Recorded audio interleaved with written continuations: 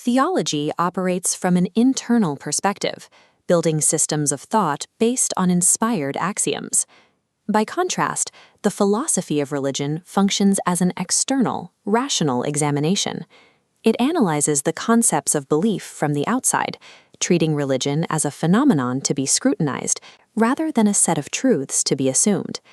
This external analysis is difficult because religion is a remarkably inclusive human activity. It encompasses rituals, social values, symbols, and personal experiences, making it resistant to a single reductive definition. The Latin root of the word, religere, means to bind fast. This etymological origin highlights the foundational role of religion as a mechanism for community and social cohesion.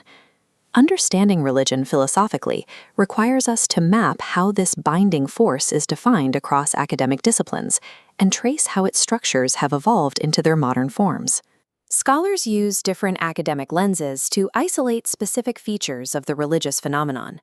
A phenomenological lens might focus on human obedience to a superhuman power, while a psychological lens prioritizes the individual's internal feelings toward the divine.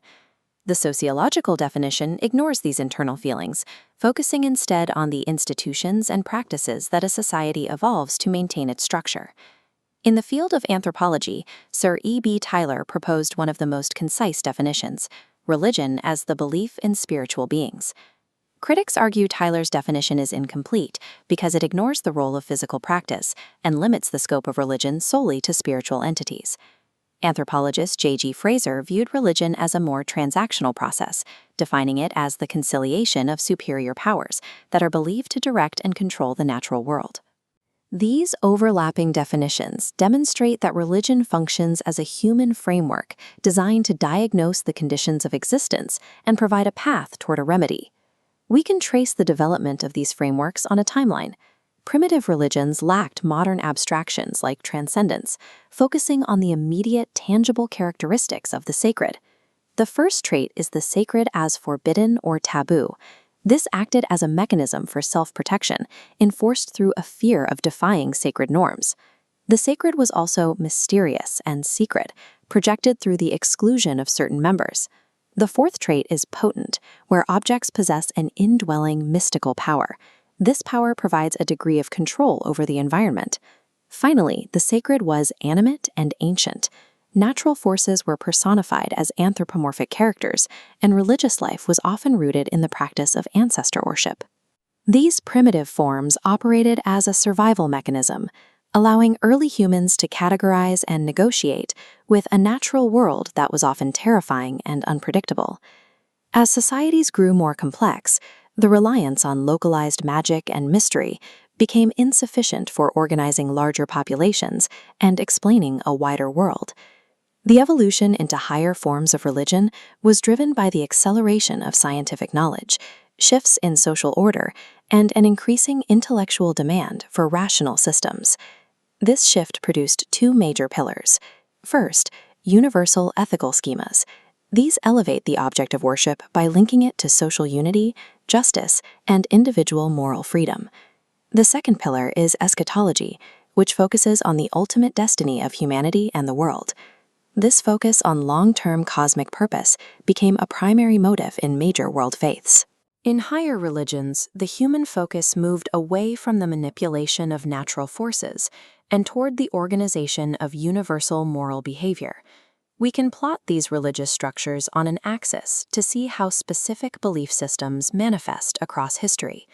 On the left is totemism, defined by a supernatural connection to physical objects, and animism, believing all things possess a spirit. Moving toward greater abstraction, we find polytheism, the worship of many individualized gods, and monotheism, the belief in a single supreme deity. The most abstract stages are monism, the belief in a single reality, and pantheism, which views God and the physical universe as one and the same. This developmental line charts humanity's changing relationship with the divine, transitioning from localized spirits to abstract universal realities. To complete the map, we must add a second axis that tracks the philosophical stance taken toward the existence of God. The negative stances occupy the lower half, atheism, the belief that no God exists, agnosticism, that existence is unknowable, and skepticism, doubting certainty. Naturalism sits near the center, claiming that all moral and religious experiences can be explained through the laws of nature without the need for the supernatural.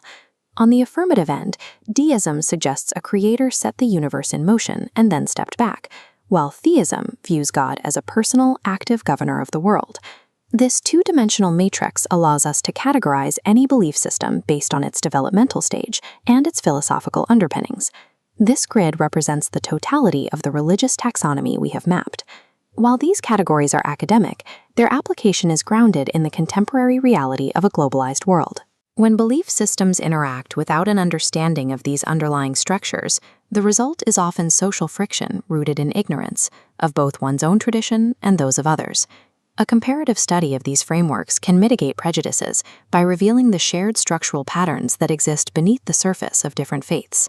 The ultimate function of the philosophy of religion is to provide the vocabulary necessary to analyze these positions critically. By clarifying the nature and origin of these beliefs, it allows for a rational explanation of one's own religious stance within a pluralistic society.